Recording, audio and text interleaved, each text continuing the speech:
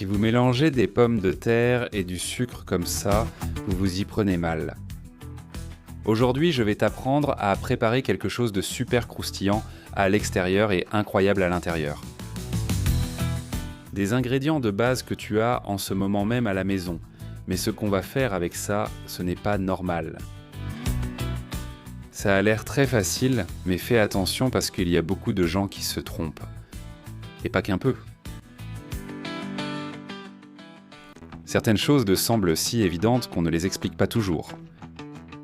Et en fait, quelque chose d'aussi simple que de bien nettoyer les pommes de terre que tu vas faire cuire est important.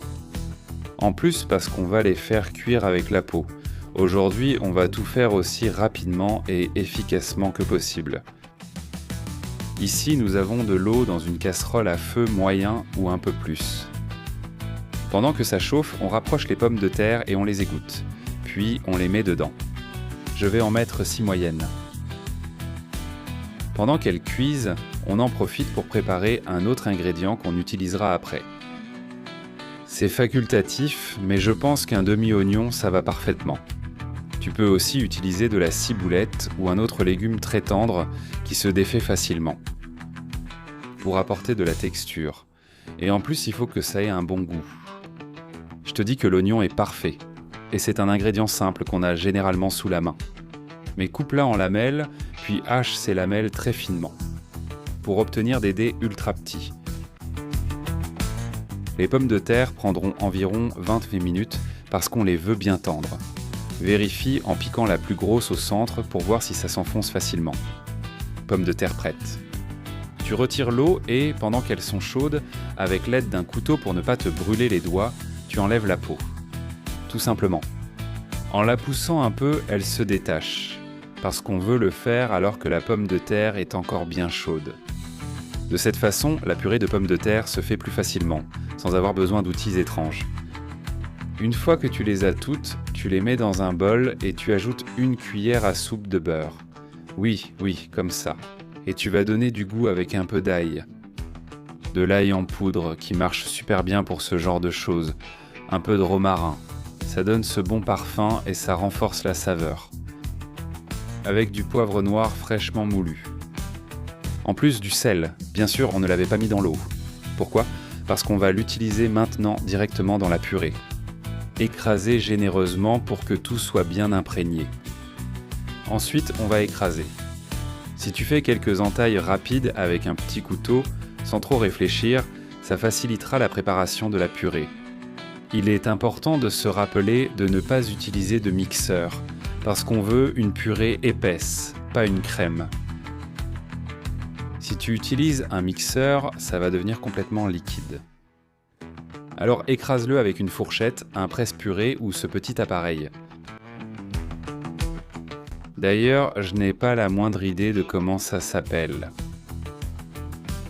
Si quelqu'un qui regarde ceci connaît son nom, je t'en serais très reconnaissant si tu pouvais me l'écrire dans les commentaires. Et tu vois qu'il est très souple. Il suffit d'appuyer et la purée de pommes de terre sort toute seule par le bout. Il faut continuer jusqu'à obtenir une texture homogène.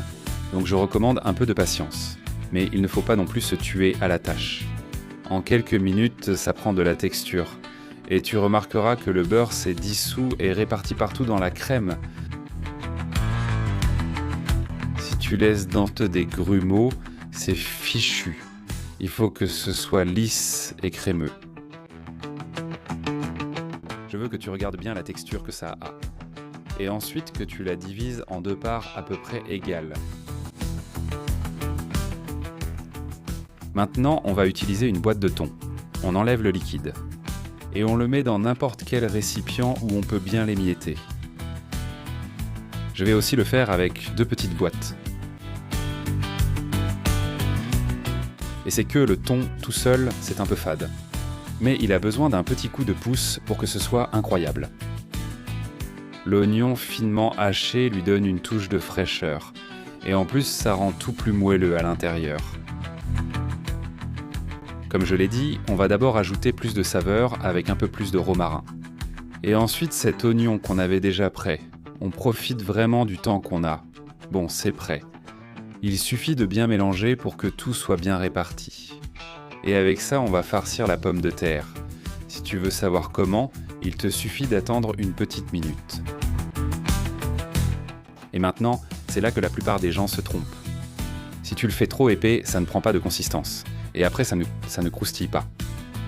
Et si tu le fais trop fin, ça se casse. Alors n'utilise pas une poêle géante, ni une toute petite non plus. Par contre, une petite goutte d'huile. Étale-la avec un pinceau comme je le fais. Ou bien avec un essuie-tout. Ensuite, tu mets à peu près la moitié de la pomme de terre à l'intérieur. Et tu vas l'étaler. Si tu as une spatule de pâtisserie, ce sera super facile. Sinon, je te recommande de bien te laver les mains. Et avec les mains légèrement humides, tu l'étales. Profites-en aussi pour façonner les bords. Comme ça, ce sera plus joli. Ensuite, sa garniture qui est presque magique. Et ne t'embête pas si tu en as un peu sur les bords. Ce n'est pas grave, tu vas tout ramener vers le centre pour lui donner sa forme. Et tu vas simplement l'aplatir un peu pour chasser l'air. Quand tu obtiens une couche uniforme, tu te demandes déjà quoi faire après, non ? La deuxième moitié de cette crème de pommes de terre que nous venons de préparer. Et la technique sera la même qu'avant. La placer directement dessus et la bouger avec une spatule pour lui donner la forme et qu'elle soit bien serrée et compacte. Fais-le cuire couvert et à feu doux. Quand tu vois que ça bouge doucement et facilement sur les côtés, ça veut dire que c'est déjà bien doré en dessous, tu vois. C'est ça, le bon moment. Alors prends une assiette et retourne-le, comme s'il s'agissait d'une petite omelette. Aussi simple que ça.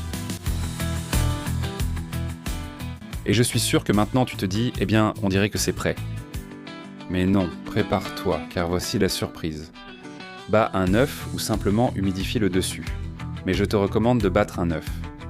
Et ensuite, de la chapelure ou, si tu peux, du panko, qui est encore plus croustillant.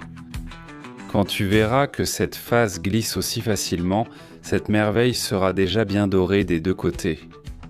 Et ce qu'on va faire, c'est la badigeonner avec l'œuf. L'humidifier avec de l'eau. Je te recommande encore une fois l'œuf, ça va lui donner un petit plus. Badigeonne toute la surface ainsi que les côtés.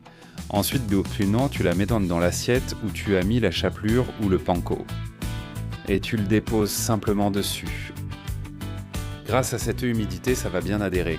Badigeonne l'autre face, ajoute encore de la chapelure ou du panko, et voilà, il est parfaitement pané des deux côtés. Ça c'est sûr. Les mains bien propres pour appuyer un peu et éviter que tout ne tombe. Une fois que tu l'as, tu le remets dans la poêle.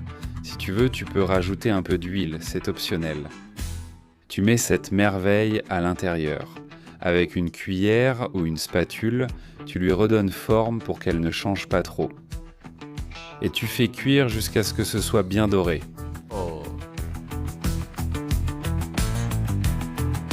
Le deuxième passage dans la chapelure ou le panko, si tu veux du panko, c'est encore mieux.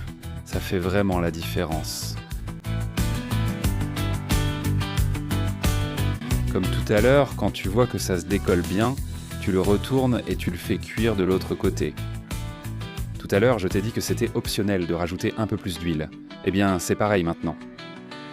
Par contre, fais bien attention, dès que c'est doré en dessous, tu as déjà cette merveille prête et préparée. Elle sera croustillante à l'extérieur, chaude à l'intérieur et crémeuse en même temps. C'est de la folie.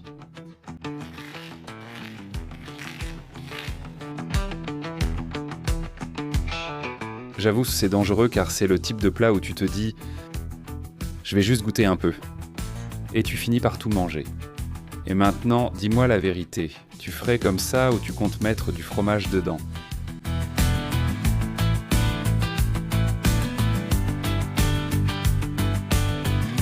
Et si tu le fais, je veux voir ça, parce que c'est super traître. Et si tu le fais, je veux voir ça, parce que c'est très traître.